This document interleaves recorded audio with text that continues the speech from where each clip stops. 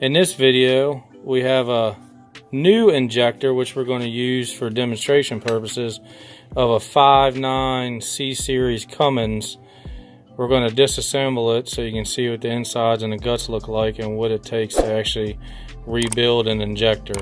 So we're going to go ahead and put this thing in the vise and start the disassembly process.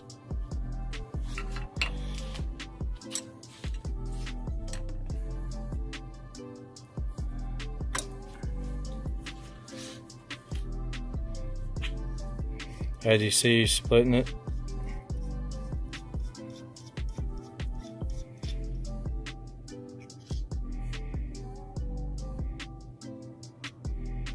That's the injector tip housing. You remove the injector tip. The compression spring.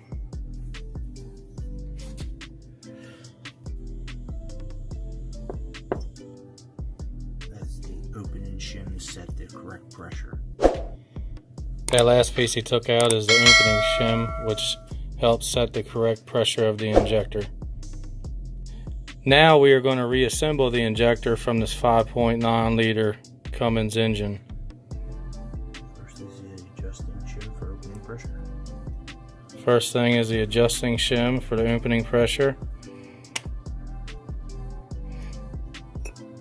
And the spring. Spring collar.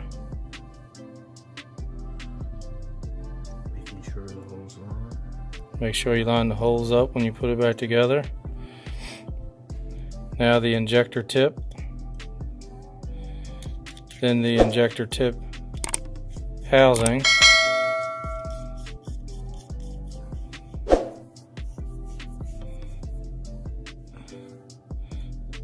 And then of course the final step will be to put it back in the vise and tighten it with a wrench.